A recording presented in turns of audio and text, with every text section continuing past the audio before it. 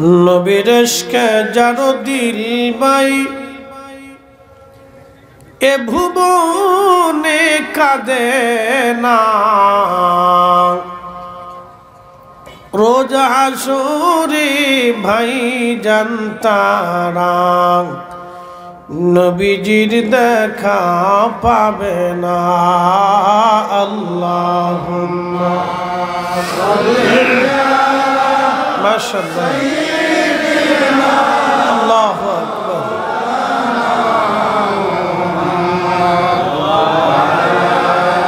আলি সাইয়্যিদিনা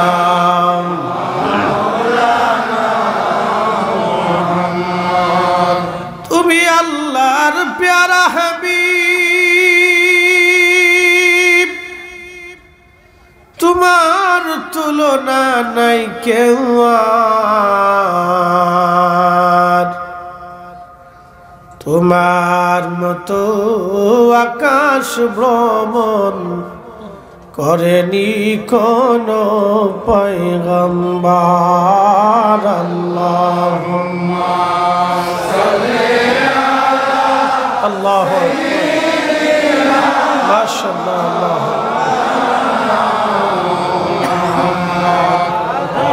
আলা আলি সাইয়্যিদিনা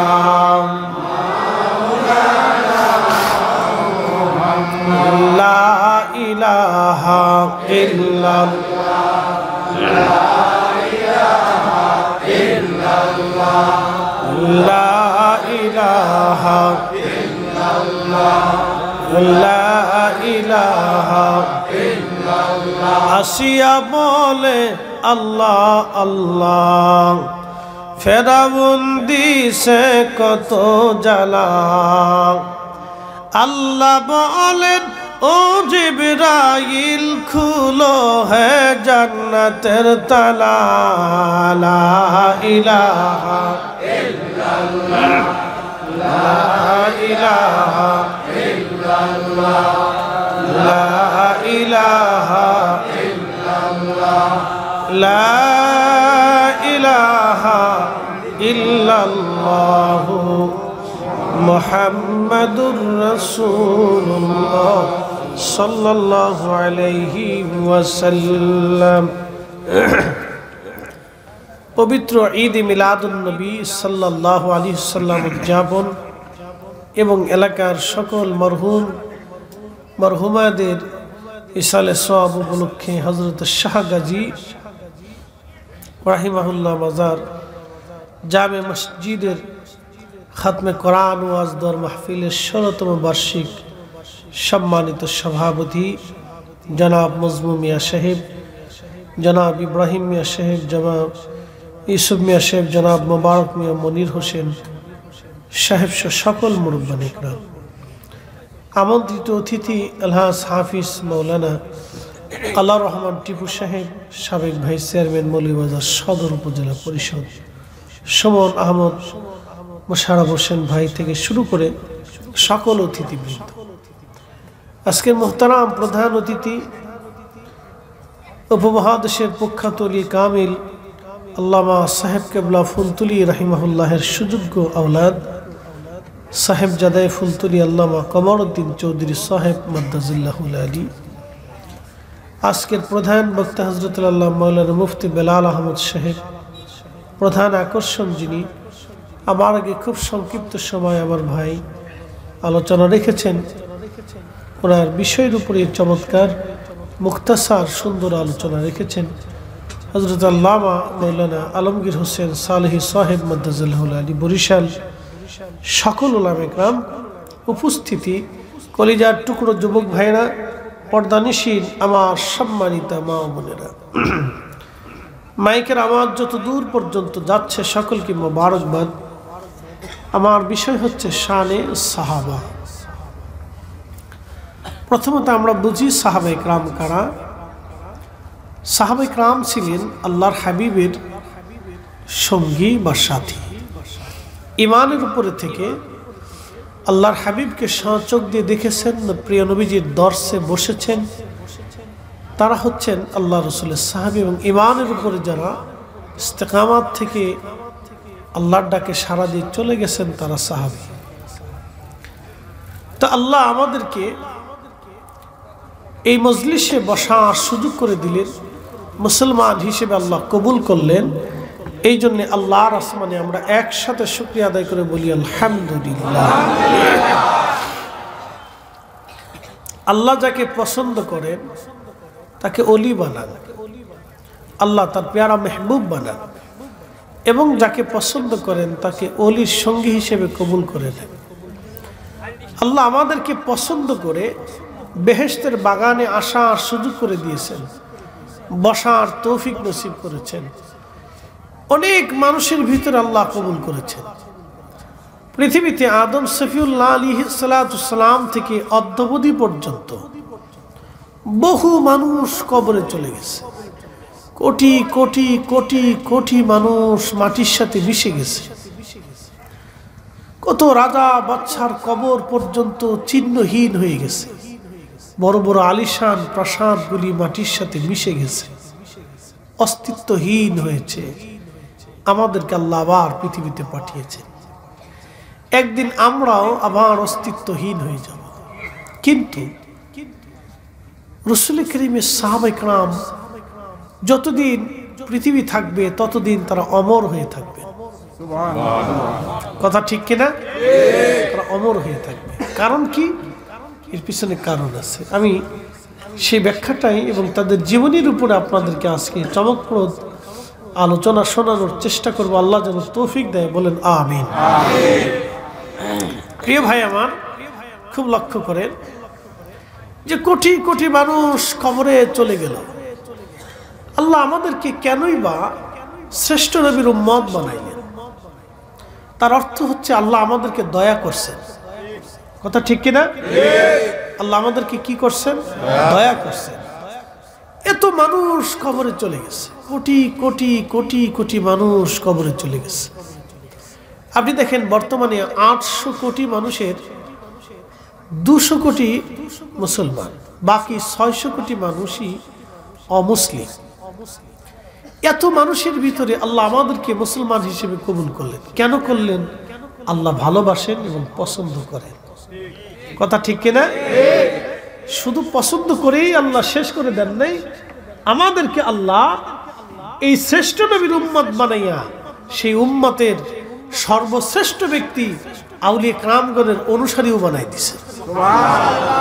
এটাও কিন্তু বুঝতে হবে। এই উম্মতের শ্রেষ্ঠ ব্যক্তি যারা, আল্লাহর ওলি যারা, আল্লাহ তাদের সঙ্গী অথবা মুহিব্বিন আমাদেরকে আল্লাহ বানাইছেন।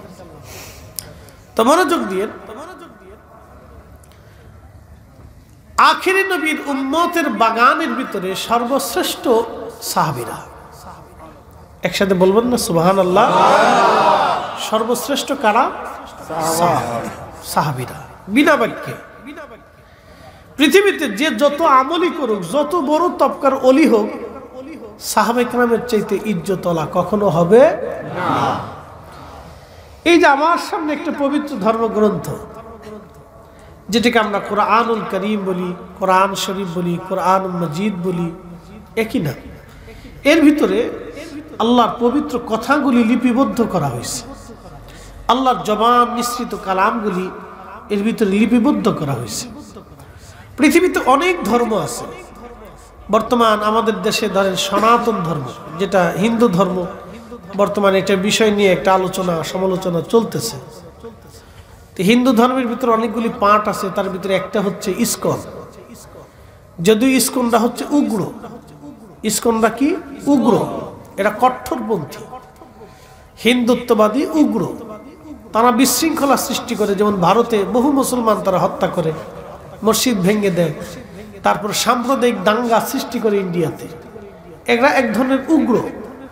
তো তারাও বাংলাদেশে এই উগ্রতার বিষ ছড়িয়ে দেওয়ার জন্য চেষ্টা করতেছে। আমরা এটা হতে দিতে পারি না। কথা বলেন ঠিক কিনা? আমার জন্মের পর থেকে আজও পর্যন্ত আমি দেখিনি যে হিন্দু মুসলমান দাঙ্গা হয়েছে। এলাকা ভিত্তিক মারামারি, গন্ডগোল, ফাসাদ, রাজনৈতিক জায়জামেলা এটা টুকটাক অনেক জায়গা হয়ে থাকে, এটা আলাদা। কিন্তু হিন্দু মুসলমান সমষ্টিগতভাবে মারামারি আমি আজও পর্যন্ত দেখিনি। এই বছরে শুধু দেখলাম যে ইসকন আইসা হিন্দু মুসলমানের ভিতরে একটা তফাৎ দূরত্ব তৈরি করার চেষ্টা করতেছে। কথা কোন ঠিক কিনা? আমরা কিন্তু একসাথে ব্যবসা বাণিজ্য, রাজনীতি, মিলামেশা, চলাফেরা, উঠা বসা, সামাজিকতা সব একসাথে চলতেছে। তাদের দোকানে আমরা খাই, আমরা তাদের দোকানে খাই, খাইতেছি না ভাই? চলতেছে না? কিন্তু সেদিন তার ইস্কনের এই তাদের কি ইস্কনের তারা কি বলে, প্রভু বলে না কি বলে, যাক, সে তার বক্তব্য দেখলাম, সে বলতেছে যে মুসলমানের দোকানে খাবেন কিন্তু 3টে জিনিস খাবেন না।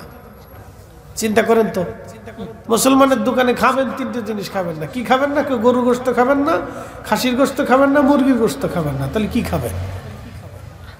তো এইগুলি হলো উস্কানি বক্তব্য।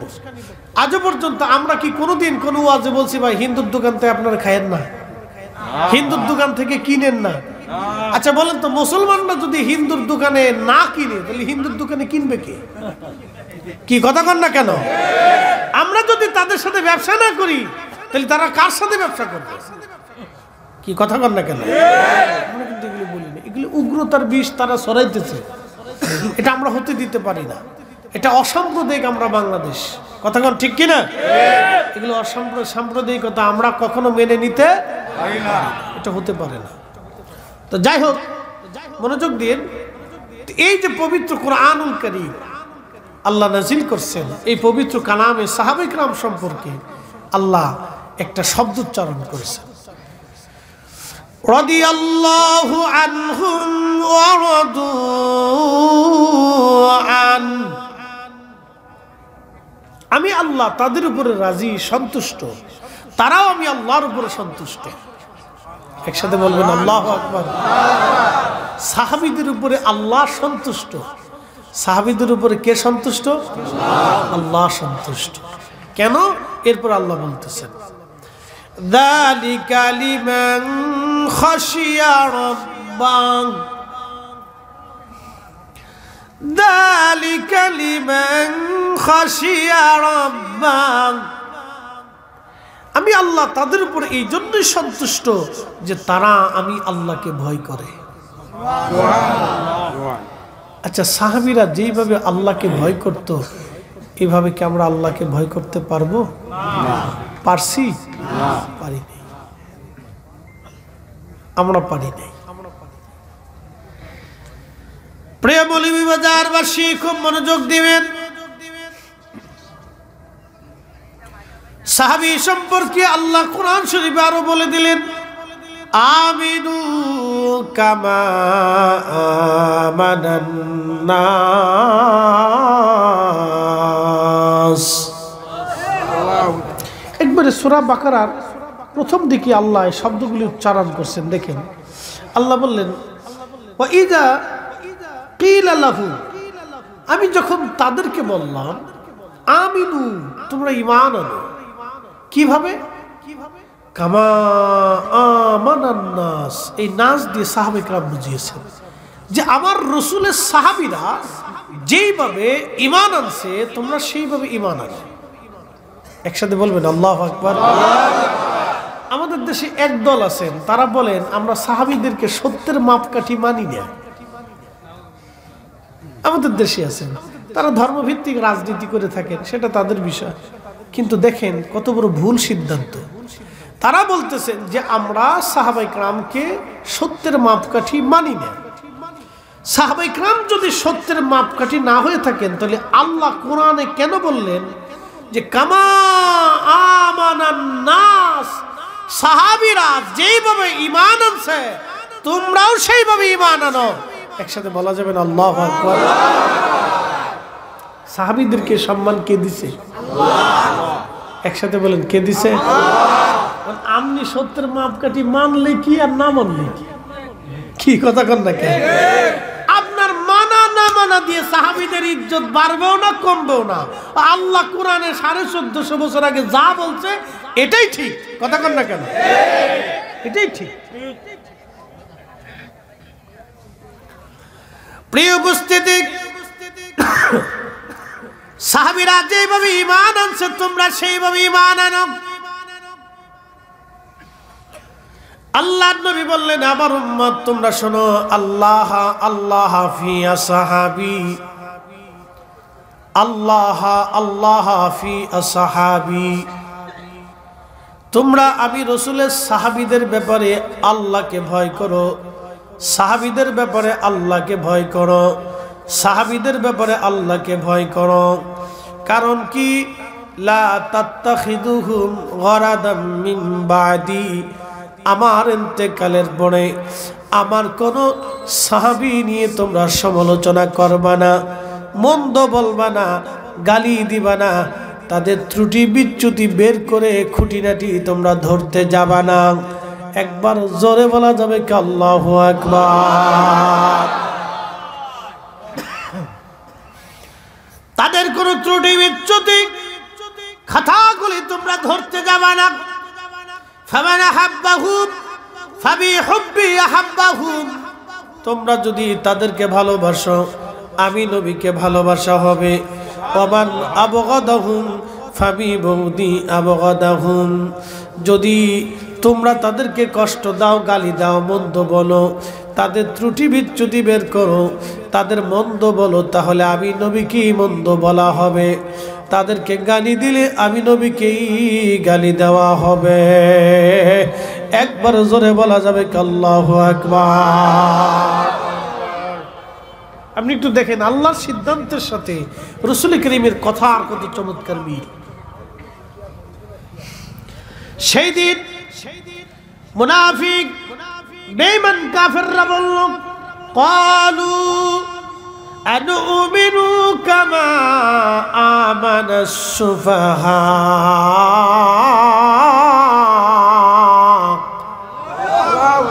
আমরা কি নির্বোধ বোকাদের মতো ঈমান আনবো?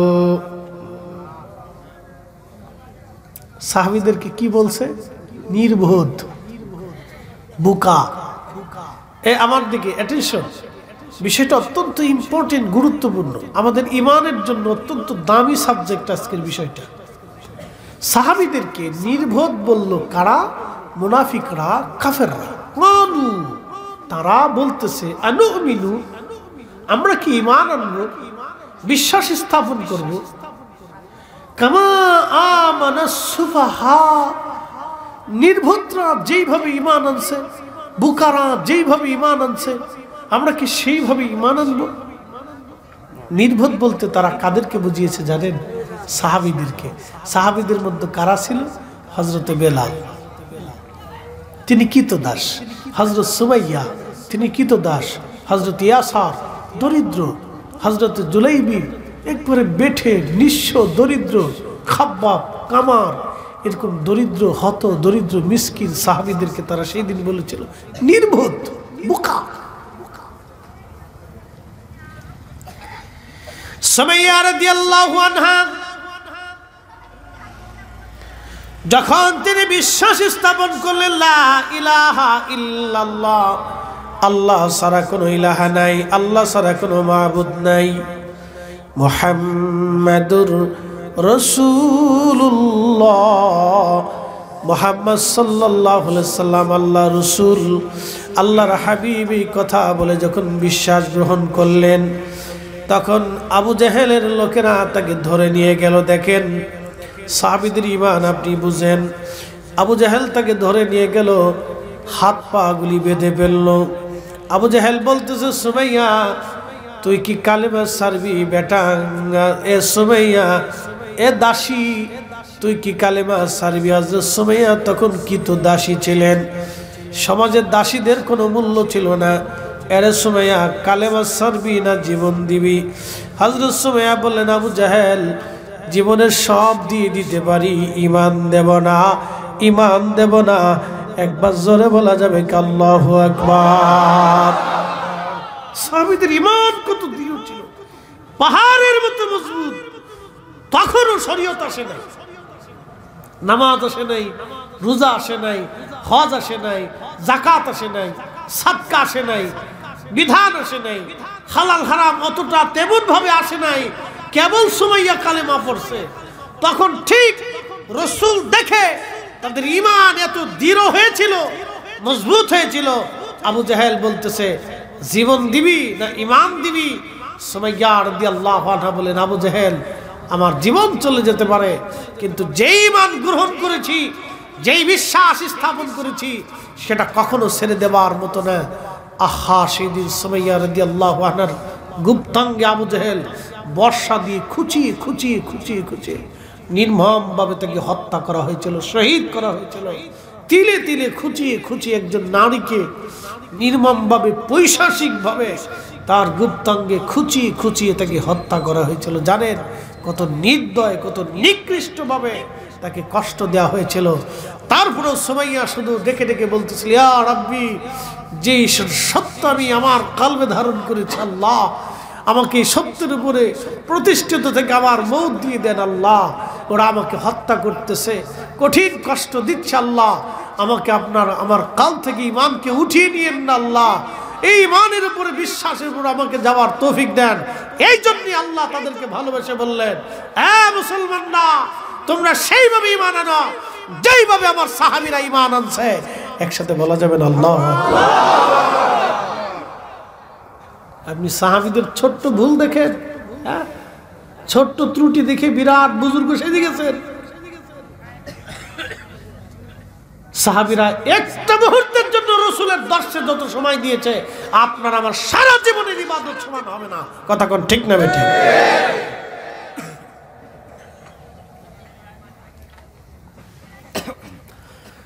প্রিয় উপস্থিতি, মৌলভীবাজারবাসী, হযরত সুমাইয়া জীবন দিয়ে দিলেন, শহীদ হয়ে গেলেন সুমাইয়া, কিন্তু কালেমা দেন নাই, ঈমান ছাড়েন নাই। সুমাইয়ার স্বামী হযরত ইয়াসারকে ধরে আনা হলো। হযরত ইয়াসারকে ধরে এনে তার পা বাঁধা হলো, হাত বাঁধা হলো, দুই পায়ের মধ্যে রশি বেঁধে হযরত ইয়াসারকে দুই উটের গলার মধ্যে বেঁধে দিয়ে উট দুইটা দুই দিকে ছেড়ে দেওয়া হলো। আবু জাহেল বলল, ইয়াসার, তোমার স্ত্রী সুমাইয়াকে শহীদ করে দিয়েছি, তুই যদি বাঁচতে চাস তো কালেমা ছেড়ে দে। হযরত ইয়াসার ডাক দেয়া বলল, আবু জাহেল, জীবনের সব দিয়ে দিতে পারি, কিন্তু ঈমান দেব না। তখনও দেখেন নামাজ, রোজা, জিকির ফিকির কিছুই নাজিল হয় নাই। ইসলামের প্রথম সময় কত দৃঢ় ঈমান, কত কঠিন ঈমান, উহুদ পাহাড়ের মতো শক্ত ঈমানের অধিকারী হযরত সুমাইয়া রাদিয়াল্লাহু আনহার স্বামী হযরত ইয়াসার রাদিয়াল্লাহু আনহু, তিনার দুই উট দুই দিকে ছেড়ে দেওয়া হলো। উট দৌড়াইতে লাগলো। হযরত ইয়াসারের মাঝখান থেকে ছিঁড়ে ছিঁড়ে ফেরে ফেরে একজন মানুষ দুইটা খণ্ডে বিভক্ত হয়ে গেল। ঈমান দিল না, জীবন দিয়ে শহীদ হয়ে আসার প্রমাণ করে গেল। ইয়া রাসূলুল্লাহ, ইয়া রাসূলুল্লাহ, ভালোবাসি। তিনার স্ত্রী চোখের সামনে শহীদ হলো, তার একটা সন্তান আব্দুল্লাহকেও হত্যা করা হলো। পরিবারের শুধু হযরত আম্মার রাদিয়াল্লাহু আনহু ব্যতীত সবাইকে তারা সেদিন হত্যা করে ফেললো। তারা কাউকে বাঁচতে দেয় নাই। সেদিন জীবন দিয়ে দিল হযরত ইয়াসার, জীবন দিয়ে প্রমাণ করে গেল, ইয়া রাসূলুল্লাহ, ভালোবাসি। কালেমার জন্য জীবন দিয়ে গেল হযরত ইয়াসার। হযরত সুমাইয়া রাদিয়াল্লাহু আনহা স্বামী আর স্ত্রী একসঙ্গে জীবন দিয়েছিলেন। এই জন্য সাহাবীদের মতো ঈমান আনতে আল্লাহ কোরআনে বলে দিয়েছেন। আল্লাহর নবী বললেন, লা তাত্তাখিযুহুম গরাদাম মিন বাদি, আমার ইন্তেকালের পরে আমার কোনো সাহাবীর সমালোচনা তোমরা করবে না, কোনো সাহাবীর ত্রুটি ধরবে না, বিচ্যুতি ধরবে না, খাতা ধরবে না, ভুল ধরবে না, তাদের ত্রুটি বিচ্যুতি বের করবে না। একবার জোরে বলা যাবে কি আল্লাহু আকবার।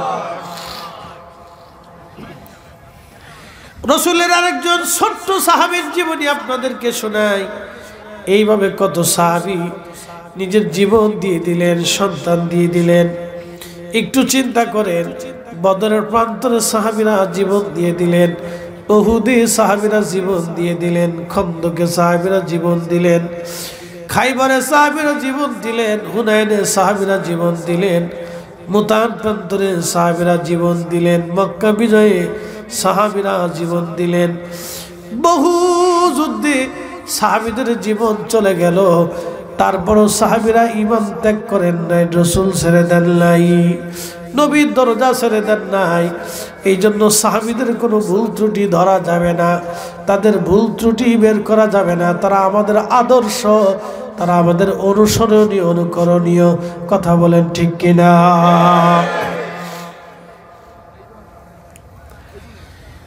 আল্লাহ নবীর একজন সাহাবী ছিলেন, তার নাম হযরত জুলাইবী। আমাদের দেশে দেখবেন কিছু মানুষ আছে বেঠে, ছোট ছোট মানুষ বেঠে, যারা আমাদের আঞ্চলিক ভাষায় বলে আমরা বামন। তো জুলাইবী বেঠে ছিলেন, ছোট্টকালে তিনি হারিয়ে গেলেন, খুঁজে পাওয়া যায় না জুলাইবীকে, বাবা মা থেকে হারিয়ে গেলেন তিনি। ঘুরতে ঘুরতে ছোট্ট জুলাইবী আমার রাসূলের দরবারে এসে পড়ে গেলেন। আল্লাহর নবীর বাড়ি বর্তমান যদি আপনি মসজিদে নববীতে যান, দুইটা দরজা আছে, একটা দরজার নাম হলো বাবে জিব্রাইল, জিব্রাইল ওই দরজা দিয়ে আসতেন। আর একটা দরজার একটু বাবে জিব্রাইলের পাশেই বাবুন নেসা, মহিলারা ওই দরজা দিয়ে ঢুকে আল্লাহর নবীর কাছ থেকে মাসলা মাসাইল কোরআন হাদিস জানতেন। ওই বাবুন নেসা দিয়ে বর্তমানে আপনাকে ঢুকানো হবে রিয়াজুল জান্নাতে। ওই বাবুন নিসা দিয়ে যাওয়ার সময় আপনি একটা টিলা পাবেন, ছোট্ট এই স্টেজের মতো একটা টিলা আপনি পাবেন। এইখানে আল্লাহ রসুলের, আল্লাহর হাবিবের, আল্লাহর নবীর সাহাবীরা এখানে থাকতেন, ঘুমাইতেন, খাইতেন। এইখানে তৎকালীন সময় একটা গাছ ছিল, এই গাছের নিচে তারা বিশ্রাম করতেন, এই গাছের নিচে তারা ঘুমাইতেন, এই গাছের নিচেই তারা থাকতেন। এই জায়গাটাকে বলা হতো আহলে সুফফাদের জায়গা। যাদের বাড়ি ছিল না, ঘর ছিল না, স্ত্রী ছিল না, সন্তান ছিল না, বাবা মা ছিল না, জমি জমা ছিল না, দেশ ছিল না, তারা একবারে নিঃসম্বল হয়ে, দুনিয়া বিরাগী হয়ে আল্লাহ নবীর বাড়িতেই তারা থাকতেন। পাইলে খাইতেন, না পাইলে না খেয়ে থাকতেন। একসাথে বলবেন আল্লাহু আকবার। এই জন্য আল্লাহ রাসূল বলেন, ফামান হাব্বাহুম ফাবি হুব্বি হাব্বাহুম, তাদেরকে ভালোবাসা মানে আমাকে ভালোবাসা। বুঝতে পারছেন? এমনিতে বলেন নাই, আপনাকে বুঝতে হবে তাদেরকে ভালোবাসা, রাসূলকে ভালোবাসা। আসলে খাইতো, না আসলে না খাইতো। তার ভিতরে একজন সাহাবী ছিলেন হযরতে আবু হুরায়রা। তিনি বলতেন, ক্ষুধার যন্ত্রণায় কাতর হয়ে পেটের মধ্যে পাথর চেপে আমি কাপড় দিয়ে পেঁচিয়ে বেঁধে মসজিদে নববীতে উপর হয়ে চাপ দিয়ে পড়ে বসে থাকতাম, যাতে ক্ষুধার যন্ত্রণা নিবারণ হয়। আপনি বুঝেন তো? এই জন্য আল্লাহ কোরআনে বলছেন, তাদের মতো ঈমান আনো। আপনি সমালোচনা করতে পারেন না, ত্রুটি না, বিন্দু মাত্র না, অসম্ভব, কোনো মতেই না। আল্লাহ তার রাসূল এই অধিকার আমাদেরকে দেয় না। এই উম্মতের কোন আলেম এটা সাহসই করে নাই, কোন আলেম এটা সাহস করে নাই, কোন ওলিও সাহস করে নাই। না খাজা বাবা আজমিরি, না মুজাদ্দিদ আল ফিসানি সিরহিন্দি, না বাহাউদ্দিন নকশবন্দ বুখারী, না হযরতে হুজুর গাউসে বাগ মুহিউদ্দিন আব্দুল কাদের জিলানী, না ইমামুল আজম, না ইমাম শাফিঈ, না হানবলি, না মালিকি। পৃথিবীর লক্ষ লক্ষ আলেম উলামা, শাইখুল হাদিস, মুহাদ্দিস, বড় বড় আলেম উলামা, লক্ষ লক্ষ হাদিসের হাফেজরা সমালোচনা করতে সাহস করেন নাই, সাহসই আনেন নাই যে কি করে তাদের ভুল ধরব। অথচ তারা ক্ষুধার যন্ত্রণা অভাব বরণ করে রাসূল করিমের সামনে বসে থাকতেন, জিহাদে অংশগ্রহণ করতেন। কি খাবে না খাবে সেই চিন্তা না, যুদ্ধের ময়দানে দীর্ঘদিন খেয়ে না খেয়ে তারা আল্লাহ রাসূলের ডানে বামে থেকে জিহাদের ময়দানে যুদ্ধ করে শহীদ হয়েছে। এই সমস্ত সাহাবে কেরামের সমালোচনা করা মানেই আল্লাহ জাহান্নামকে কিনে নেওয়া। কথা বলেন ঠিক না বেটি? সাহস কি করে হয়?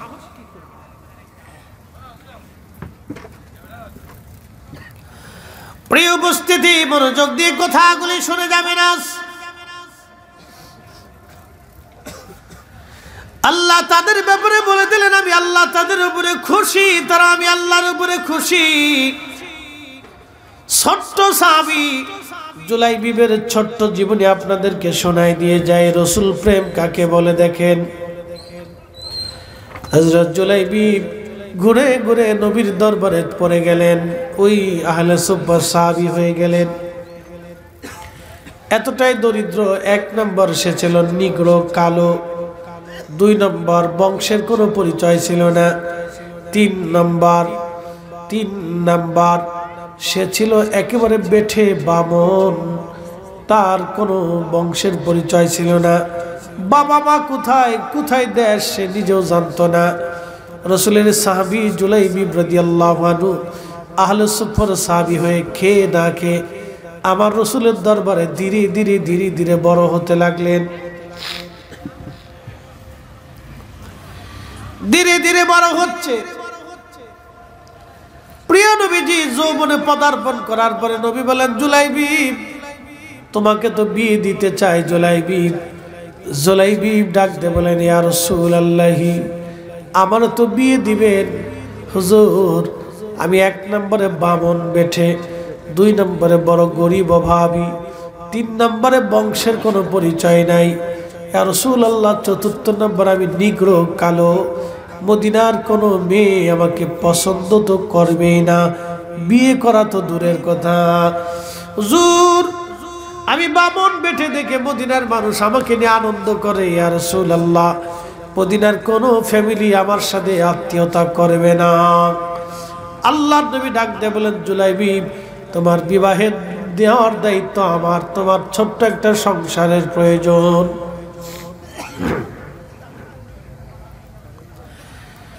কিছুদিন পরে প্রিয় নবীজি মদিনার এক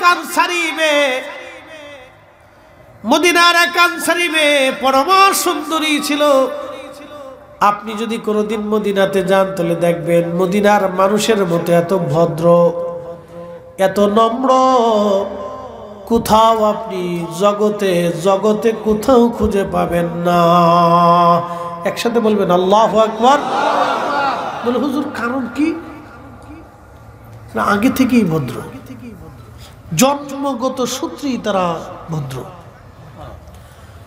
হাজিরা যদি যায় তো দেখবেন মদিনায় ওই মসজিদে নববীতে পৃথিবীর বিভিন্ন দেশ থেকে হাজিরা আসে, তাদের বাচ্চারা দৌড়াদৌড়ি পারাপারি লাফালাফি করে, কিন্তু মদিনার বাচ্চা দেখবেন সকালবেলা কোরআন শরীফ পড়তে আসে, হাদিস পড়তে আসে, ধীরে ধীরে আসে, চুপচাপ আসে, চুপচাপ চলে যাবে, কোনো হই হুল্লা লাফালাফি পাড়াপাড়ি ফাড়াপাড়ি মদিনার বাচ্চারা অন্তত মদিনা মসজিদে নববীর এরিয়ার ভিতরে তারা করে না।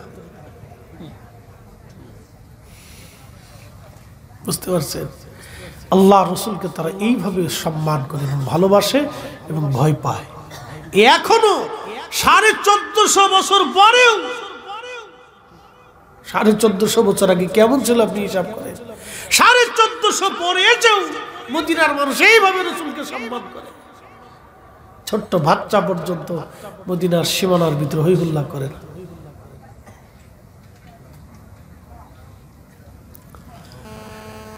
মৌলভীবাজারে মুসলমান জুলাইবিব বিয়ে করবে, নবীজি পাত্রী পছন্দ করেছে এক আনসারী সাহাবীর পরমা সুন্দরী মেয়ে। আনসারী সাহাবীকে নবী ডাক দিয়ে বললেন, সাহাবী তুমি কি তোমার মেয়েটাকে বিবাহ দেবা? সাহাবী ভাবছে হুজুর রসুল বুঝি বিয়ে করবে।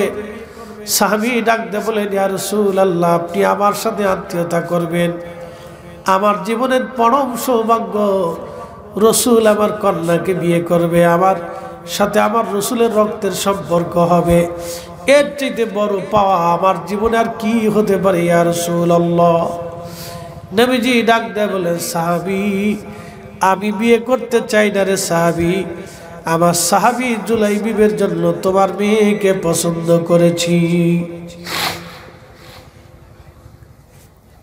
তো সাহাবীর মনটা বেজার হয়ে গেছে, জুলাইবিবের সাথে আমার এই মেয়েটাকে বিয়ে দেব, কোনো অংশে তো আমার মেয়েটা কম না, আমি মদিনার সম্ভ্রান্ত পরিবার, আমার মেয়ে খুব সুন্দর, বংশীয়, অর্থবিত্ত, জুলাইবিব একটা গরিব হত দরিদ্র, মানে নিগ্র, কালো, বেঠে, বামন, এরপরে তার বংশের কোনো পরিচয় নাই। আচ্ছা বলেন তো, একটা ছেলের মাও চিনে না, বাবু চিনে না, বাড়ি কোথায়, ঘর কোথায় কেউ জানে না, এরকম ছেলের সাথে কোনো বাবা মেয়ে বিয়ে দিতে চায়? হ্যাঁ, জীবনও চাবে না।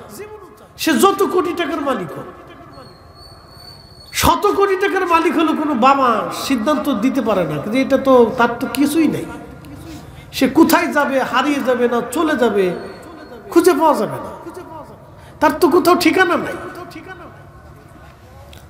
তো সাহাবী এরকম চিন্তায় পেরেশান করে বলেন, ইয়া রাসূলুল্লাহ, আমার স্ত্রী আছে, তার সাথে পরামর্শ ছাড়া আমি কোনো সিদ্ধান্ত দেব না। দেখেন, যে সাহাবীরা জীবন দিয়ে ভালোবাসে সেই সাহাবী এই উত্তর দিয়ে বসছে। এখন আপনি বলেন, এই কথার উপরে আমরা কি এই সাহাবীর ভুল ধরতে পারি, তার মন্দ বলতে পারি? অবশ্যই না, কারণ তারা দিল থেকে রাসূলকে ভালোবাসতেন। হয়তো সাময়িক সময়ের জন্য তিনি বিচলিত হয়ে গেছে, এই পরিবেশে তাকে ভুল ধরা যাবে না, মন্দ বলা যাবে না। সাময়িক সময়ের জন্য হয়তো সে বিচলিত হয়ে গেছেন যে এখন কি করবেন। তো তিনি বলে ফেলছেন, ইয়া রাসূলুল্লাহ, আমার স্ত্রী আছে, আমি তার সাথে পরামর্শ করব। তা আল্লাহর নবী কথা শোনার পরে আল্লাহর হাবিবের একটু মনটা বেজার হয়ে গেল। তো সাহাবী বাড়ি চলে গেছে। বাড়ি যা বলতেছে, বিবি শুনছনি, তোমার মেয়ের ব্যাপারে আল্লাহর নবী বিবাহের পয়গাম পাঠিয়েছে। মহিলাও বুঝছে, বুঝি রাসূল বিয়ে করতে চায়। মহিলা হাস্যল যেহে বলল, স্বামী বলেন কি, আল্লাহর নবী আমার সঙ্গে আত্মীয়তা করবে, এর চাইতে পরম সৌভাগ্য আমার জীবনে আর কি হতে পারে। স্বামী ডাক দিয়ে বলতেছে, বিবি রাসূল বিয়ে করতে চাই না গো, তাহলে কার জন্য আমার মেয়ের পাত্র ঠিক করেছে বলো। বলতেছে, জুলাইবিব নামক একজন সাহাবী আছে, সে বেঠে, সবাই তারে চিনে। তুমি তো জানো, বামন, গরিব, দরিদ্র, বংশের কোনো পরিচয় নাই, ঠিকানা কোথাও নাই। ঠিক তখনই মহিলা ডাক দিয়ে বলতেছে, স্বামী রে, আল্লাহর কসম করে বলি, এই পুরুষের সঙ্গে আমি আমার মেয়ের বিবাহ দিতে পারবো না, এটা সম্ভব না। এই ছেলের সাথে রাসূল বলল আমি বিয়ে দেব না। হইছে না কাজ? বেটি আরো বাড়াই বেড়ে ফেলেছে। মেয়েটা ঘরের ভিতর থেকে শুনতেছিল বাবা এবং মায়ের কথোপকথন। মেয়েটা তার রুম থেকে বাবা মা রুমে আসছে, এসে বলতেছে, মা এবং বাবা বলেন কি হয়েছে, কি নিয়ে গল্প করতেছে। বলতেছে, বেটি রে, রাসূল তোমার বিবাহের পয়গাম পাঠিয়েছে। জুলাইবিব নামক একজন বেঠে বামন সাহাবী, তুমি তো তাকে চিনোই, নাম শুনেছ, হত দরিদ্র, বংশের কোনো পরিচয় নাই, বড় অভাবী, তার সাথে তোমার বিবাহ হতেই পারে না। মেয়েটা ধমক দিয়ে বলতেছে, বাবা মা, কলিজার মধ্যে আপনাদের সাহস কি করে হয়?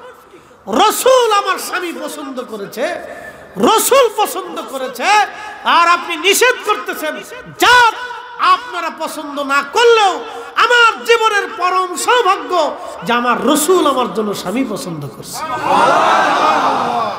আর জোরে জোরে জোরে জোরে সাহাবী রাসূল, এরা মদিনার মানুষ, এরা মদিনার মানুষ, এইভাবে রাসূলকে ভালোবাসত।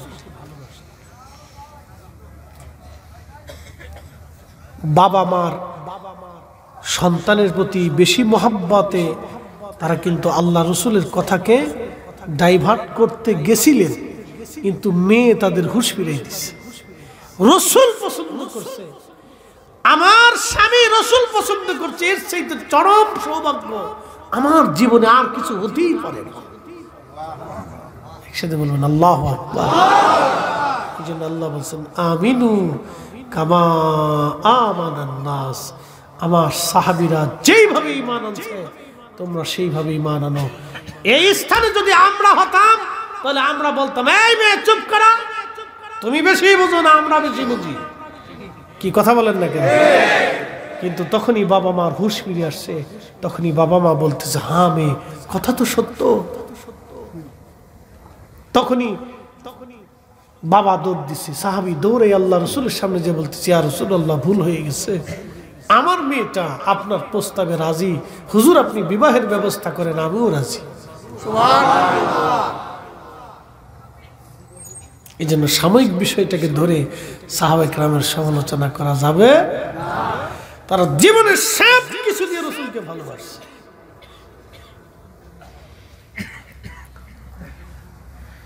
ঠিক তখনই আল্লাহর নবী ডাক দিছে জুলাইবি তোমার বিবাহের সামানা জোগাড় করো।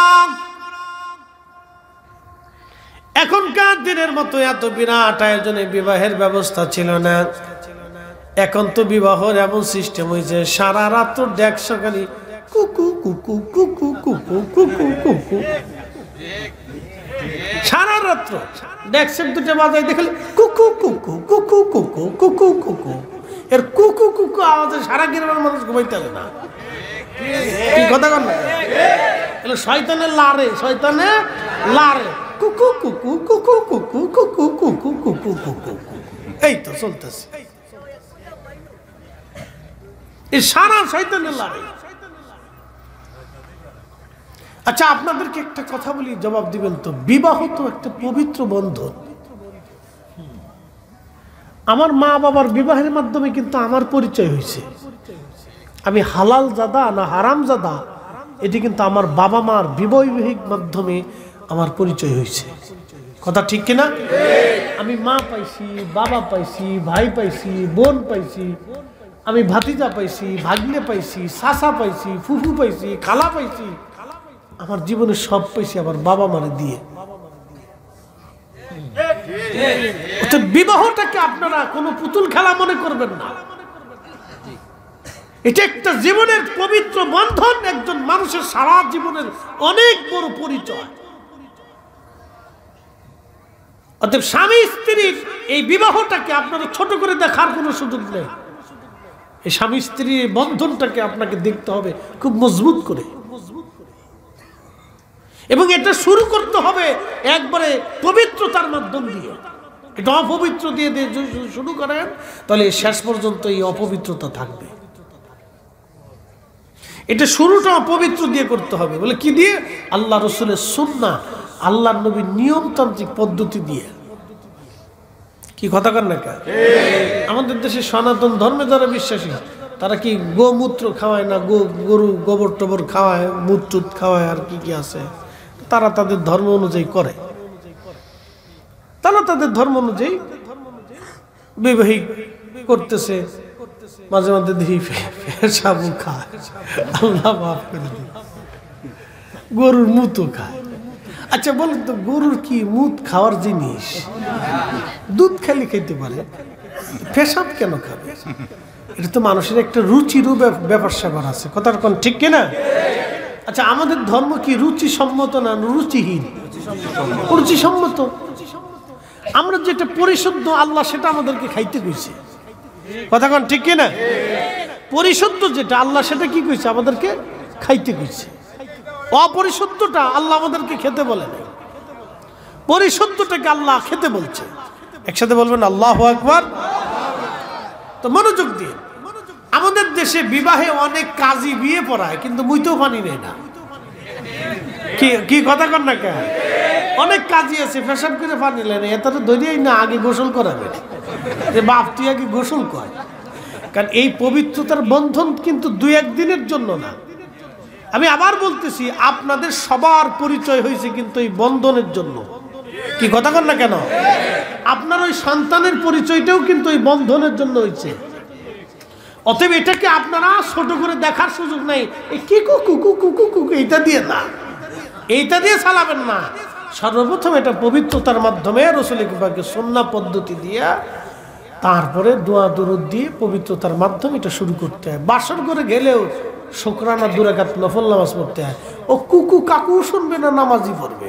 হ্যাঁ, ও কুকু কাকু চলতেছে, ওর ঘরের কোনায় কুকু কাকু চলতেছে, কুকু কাকু দেখবে না নামাজ পড়বে?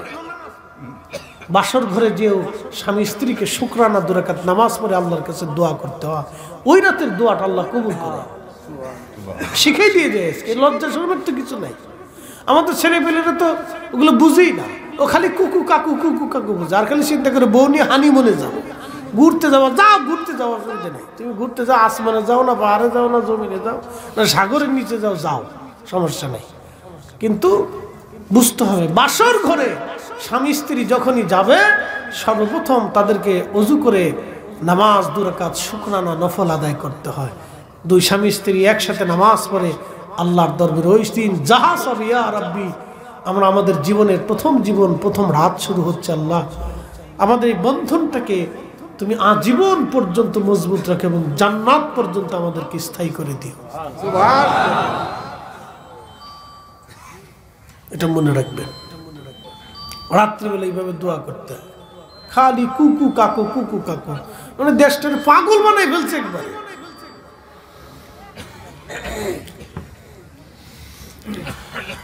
প্রিয় উপস্থিতি, মনোযোগ দিবেন। হাজিরিন, বৈবাহিক জীবনটাকে ছোট করে দেখার কোনো সুযোগ নাই। এটা আমাদের জীবনের পরিচয়, জীবনের বন্ধন।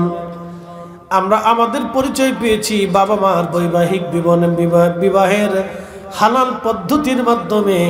আল্লাহ আমাদের জীবনের পরিচয় দিয়েছে। অতএব ছেলে মেয়েদের বিবাহটাও আপনারা দিবেন পবিত্র বৈবাহিক বন্ধনের মাধ্যমে।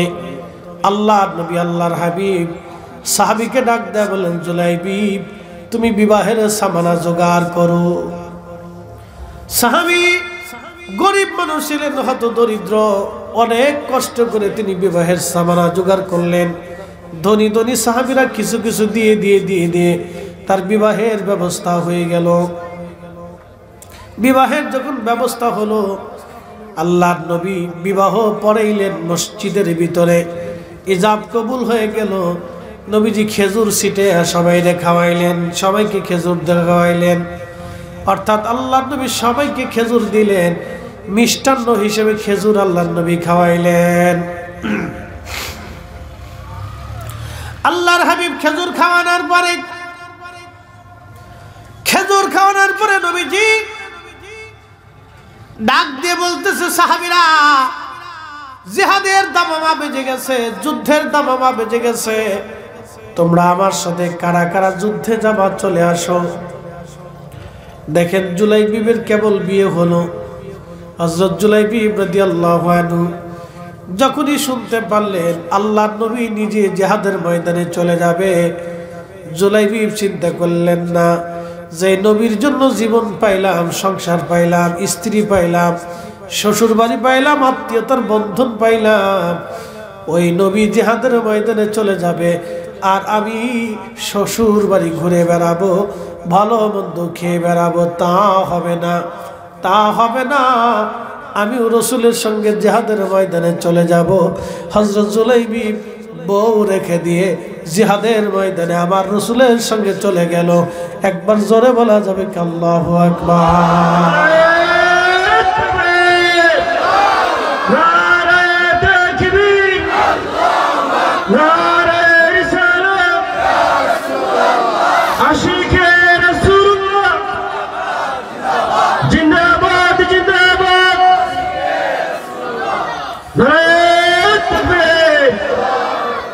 তেলের গাড়ি তেলে চলে,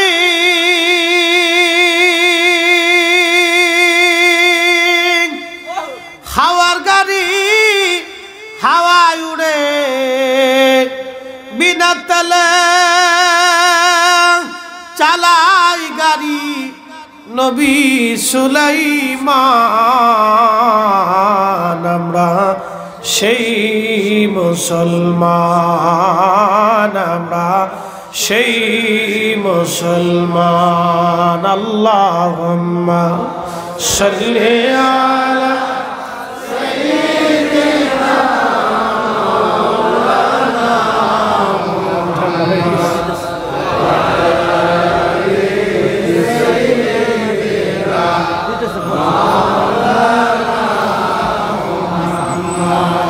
তুমি আল্লাহর প্যারা হাবিব, তোমার তুলনা নাই কেউ আর, তোমার মতো আকাশ ভ্রমণ করে নাই কোন পয়গম্বর। আল্লাহুম্মা সাল্লি আহা মাশাআল্লাহ।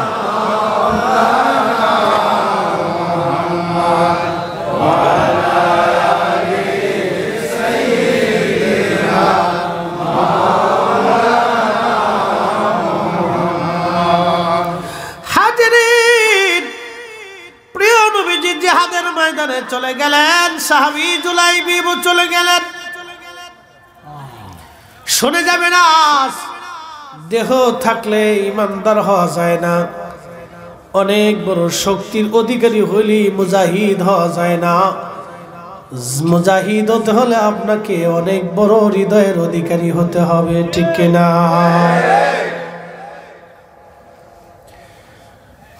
জুলাইবিব কোনো লেখাপড়া নাই, ছোট্ট বামুন বেঠে নিগ্র কালা, কিছুই তার নাই।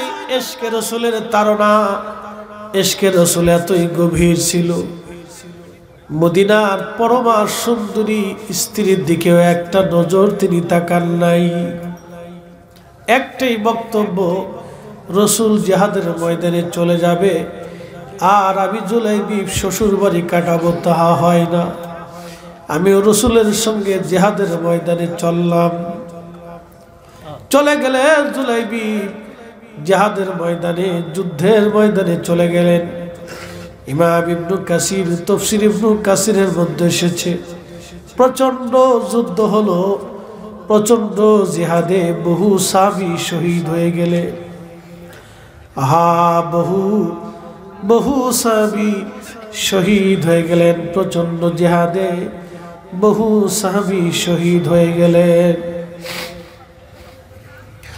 বহু সাহাবী শহীদ হয়ে যাওয়ার পরে, নবীজি যুদ্ধের ময়দান শেষ হয়ে যাওয়ার পরে আল্লাহর হাবিব সাহাবীদেরকে ডাক দিয়ে বলেন, সাহাবীরা রে, তোমরা সমস্ত লাশগুলি, সমস্ত জেসেমগুলি নিয়ে আসো, কবর খনন করো।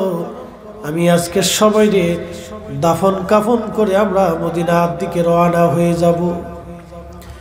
সমস্ত শহীদ সাহাবীদের লাশগুলি উঠিয়ে উঠিয়ে সাহাবীরা কাতার করে রাখলেন।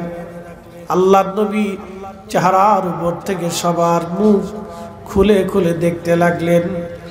সবার নজর একটা বার করে দেখে দেখে নবীজি বিদায় জানাইতে লাগলেন। কবর খনন করা হচ্ছে, সবার লাশ দেখার পরে নবীজি বললেন, সাহাবীরা রে, সবার লাশ কি তোমরা আনছো? সাহাবীরা বলেন, হ্যাঁ ইয়া রাসূলুল্লাহ, সবার লাশ আমরা নিয়ে আসছি।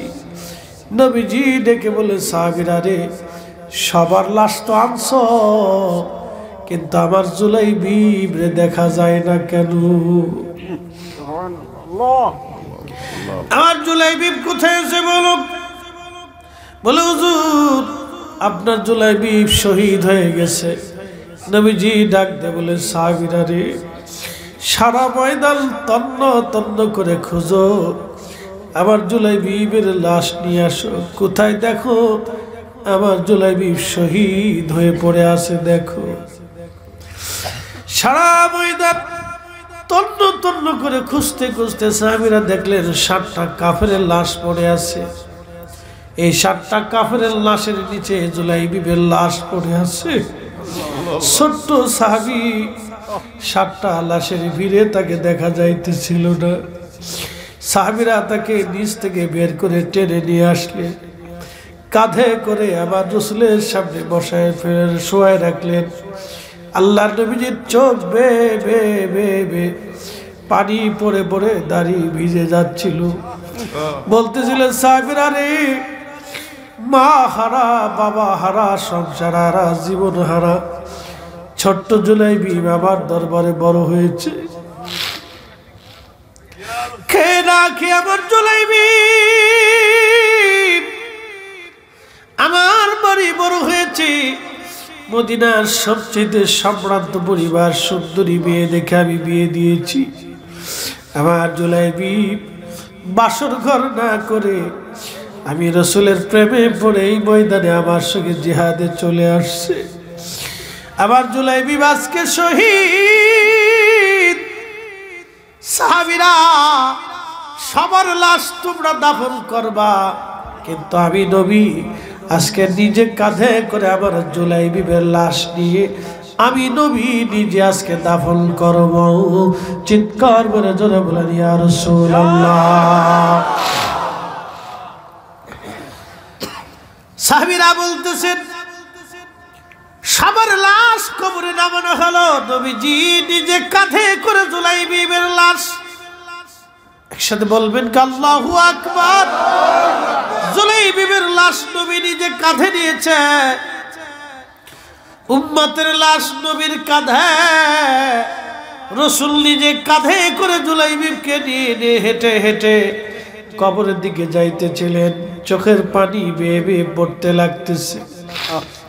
সাহাবীরা রে, আমার জুলাইবিবকে মদিনার সুন্দরী মেয়ে দেখে বিবাহ দিয়েছি। সাহাবীরা আমার জুলাইবিব সব ফলায় ময়দানে সে শহীদ হয়ে গেছে। হে রাসূল তোমায় ভালোবাসি, অন্তরে শুধু মুখে নয়, জান্নাতের আশায় নয় হে রাসূল, জাহান্নামকেও ডরি না।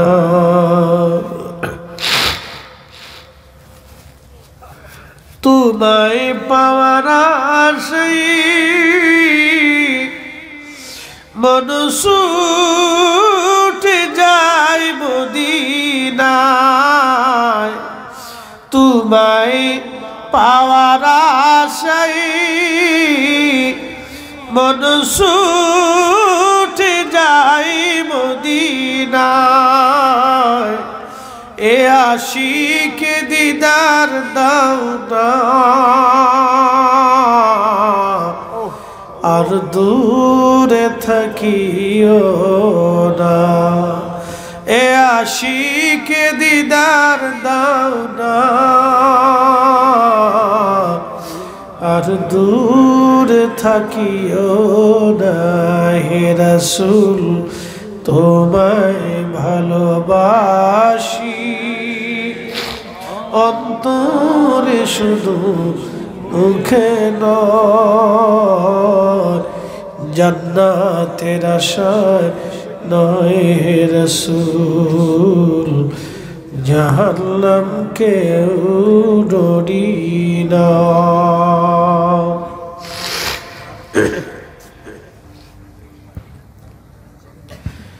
জুলাইবিবকে দাফন করে নবী চলে আসছে। যেই মেয়েটা রাসূলের কথায় জুলাইবিবের মতো একজন বামন বেঠে মানুষকে বিয়ে করলো, আল্লাহ নবী মসজিদে নববীর মধ্যে বসে বসে কাঁদতেছিলেন, হাত বাড়িয়ে দোয়া করতেছিলেন, ইয়া রাব্বি আমার কথায় একটা মেয়ে জুলাইবিবকে বিয়ে করলো, ইয়া আল্লাহ আমার জুলাইবিব জিহাদের ময়দানে শহীদ হয়ে ঘুমিয়ে গেল। আল্লাহ আমি রাসূল তোমার কাছে দোয়া করতেছি, ওই মেয়েটার জীবনকে বরকতময় করে দাও। আল্লাহ তার জিন্দেগিকে তুমি বরকতময় করে দাও। আল্লাহ তাকে সম্মানিত বানিয়ে দাও। এইভাবে নবী দোয়া করলেন। সারা মদিনায় এই দোয়ার খবর ছড়াইয়া গেল।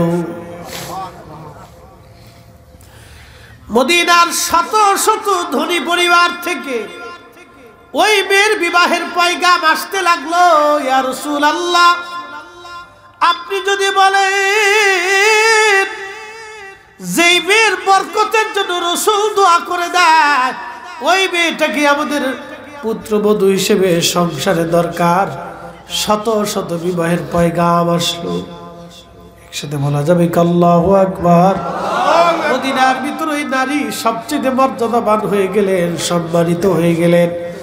মদিনার ভিতরে এই মেয়ের মতো সম্মানিত মেয়ে আর কেউ ছিল না।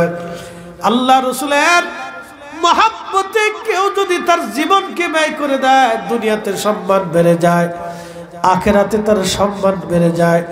এই জন্য রাসূলের কারণে সাহাবীদের মর্যাদা বেড়ে গেছে। অতএব সাহাবীদেরকে কষ্ট দেওয়া মানে নবীকে কষ্ট দেওয়া, সাহাবীদেরকে ভালোবাসা মানে রাসূলকে ভালোবাসা। কথা বলেন ঠিক কিনা? অতএব সাহাবীরা আল্লাহ রাসূলের দরবারে খুব মর্যাদাবান, এই উম্মতের সর্বশ্রেষ্ঠ ব্যক্তি। আমি বুঝতেই পারতেছেন, একজন সাহাবীর জীবনী শোনাইলাম।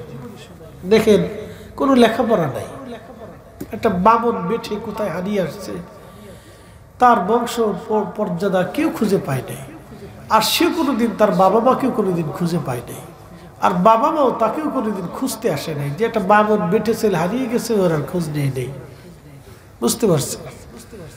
তো সেই সাহাবী জুলাইবি রাদিয়াল্লাহু আনহু, আল্লাহ স্বর্ণাক্ষরে তার কথাগুলি লেখা আছে, তার সম্পর্কে কোরআনের একটা আয়াত আল্লাহ নাজিল করছে। একসাথে বলবেন আল্লাহু আকবার। এই মুহূর্তে আয়াতের কোন সূরার আয়াতটা আমার স্মরণে নাই, আয়াত আল্লাহ নাজিল করছে, তার তাফসীরে আমি তার জীবনের ঘটনাটা পড়ছিলাম। উপস্থিতি, এই জন্য আপনাদেরকে বলবো হাজিরিন, সাহাবীরা হচ্ছে সত্যের মাপকাঠি। কথা বলেন ঠিক কিনা? সাহাবায়ে কেরাম সত্যের মাপকাঠি। আল্লাহ নিজে তাদেরকে মাপকাঠি বানিয়ে দিয়েছে, আমি দেইনি। সাহেব কেবলা ফুলতুলি রাহিমাহুল্লাহ দেয়নি, আল্লাহ নিজে দিছে। কথা ঠিক কিনা? কোন পীর ওলি বুজুর্গ উলামা ফুদালা দেন নাই, দিয়েছেন আল্লাহ সরাসরি নিজে, এবং আল্লাহ রাসূল দিয়ে গেছে।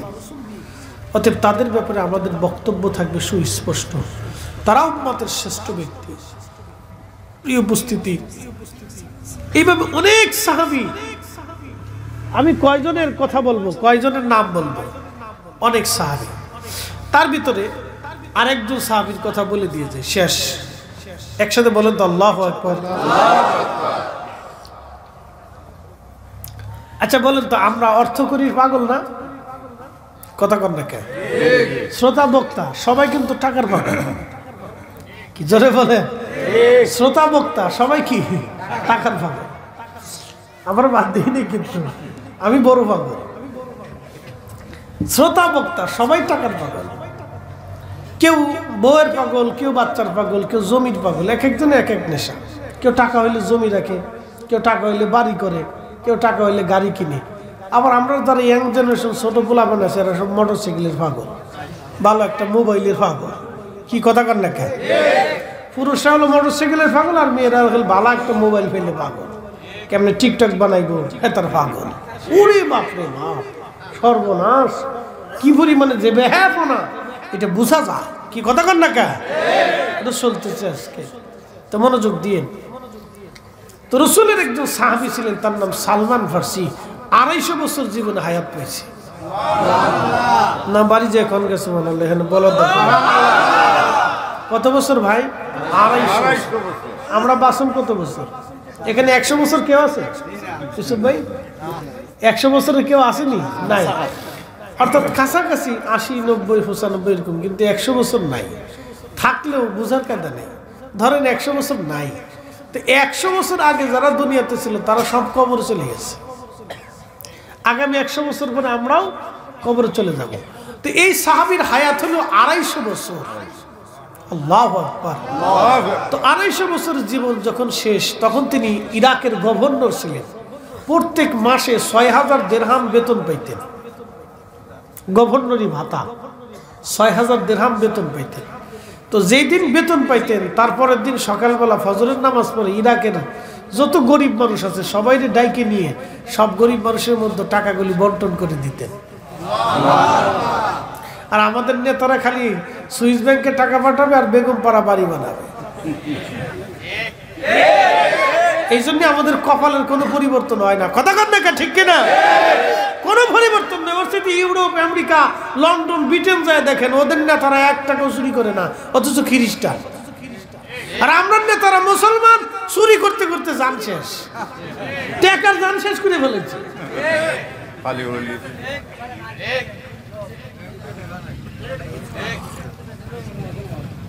অবস্থা খারাপ।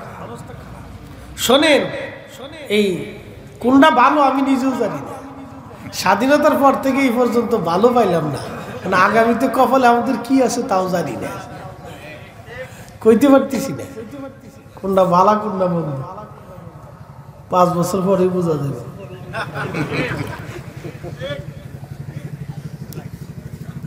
জালাত আছি। তো সালমান ফার্সি রাদিয়াল্লাহু আনহু ইন্তেকাল করার সময় খুব কাঁদতেছে। তো সাহাবে কেরাম বললেন, হুজুর, আল্লাহ রসুল আপনারা খুব ভালোবাসতেন, আপনি রসুলের খুব আশিক মর্যাদাবান সাহাবী, কাঁদতেছেন কেন? বলতেছে, বলো তো কিয়ামতের ময়দানে আমি রসুলের সামনে কোন চেহারা নিয়ে দাঁড়াবো? চিন্তা করেন তো, সাহাবী সাহাবী। এজন্য আল্লাহ রসুল আল্লাহ আল্লাহ ফি আসহাবি, তোমরা সাহাবীদের ব্যাপারে আল্লাহকে ভয় করো। সাহাবী বলতেছে, আমি কিয়ামতের ময়দানে আমার রসুলের সামনে কোন চেহারা নিয়ে দাঁড়াবো বলো তো? বলে, কেন, কি হয়েছে? নবীজি দুনিয়ার থেকে যাওয়ার সময় সমস্ত সম্পদ আল্লাহর রাহে দান করে দিয়ে গেছে, আমি ইন্তেকালের সময় কত সম্পদ জমা হয়েছে, রসুল যদি জিজ্ঞাসা করে কি জবাব দিব বলো তো? তো বলতেছে, কি জমা হয়েছে? কয়, দেখো আমার মাথার পাগড়ি, আমার গায়ের জুব্বা, একটা আবা, একটা লাঠি, একটা ওই কাঠের পানির পিয়ালা, আর একটা কাঠের বাসন। কয় হাজার টার কোটি টার সম্পদ। একটা কাঠের বাসন, আর একটা কাঠের পিয়ালা, আর একটা কাঠের লাঠি, আর একটা ফাগড়ি, আর একটা জুব্বা, আর এই জুব্বার উপরে যে আবা গায়ে দিছে না, আমার আগে সালি সাহেব যেটা আবা গায়ে দিছে না, ওই আবা। কয়শো কোটি টান মাল কানতেছে। যালিকা লিমান খাশিয়া রাব্বা, তারা আল্লাহকে ভয় করত। যে আমি রসুলের সামনে কোন চেহারা নিয়ে দাঁড়াবো, হাই হাই জবাব কি দেবো আমি যদি রসুল আমাকে জিজ্ঞাসা করে? ভয় পাইতেছে, খুব কাঁদতেছে। সালমান ফার্সি ডাক দিয়ে বলেন, সাহাবীরা, আমার ইন্তেকালের পরে আমার জুব্বা দিয়ে, আমার আবার কাপড় দিয়ে তোমরা আমার কাফন দাফন করবা, কাফন বানাবা। বাকি বাকি সব যা থাকবে, আমার একটা পানির পেয়ালা, কাঠের পেয়ালা, হাতের লাঠি, আমার পাগড়ির অবশিষ্ট কাপড়, আমার জুব্বা এবং আবার অবশিষ্ট কাপড়, এই সবগুলি তোমরা গরিব মানুষের মাঝে দান করে দিবা। সাবধান, কোনো কিছু নিয়ে আমি কবরে যেতে চাই না। আমার রসুল সব কিছু আল্লাহর রাস্তায় দান করে দিয়ে কবরে চলে গেল, আমিও আল্লাহর রাস্তায় দান করে দিয়ে কবরে চলে যাব। আমি কিছুই নিয়ে কবরে যাব না। একবার জোরে বলা যাবে কি, ইয়া রাসূলুল্লাহ? একবার জোরে বলেন আল্লাহু আকবার। তেলের গাড়ি তেলে চলি, হাওয়ার গাড়ি হাওয়ায় উড়ে, বিনা তেলে চালাই গাড়ি নবী সুলাইমান। আমরা সেই মুসলমান, আমরা সেই মুসলমান। আল্লাহুম্মা সাল্লি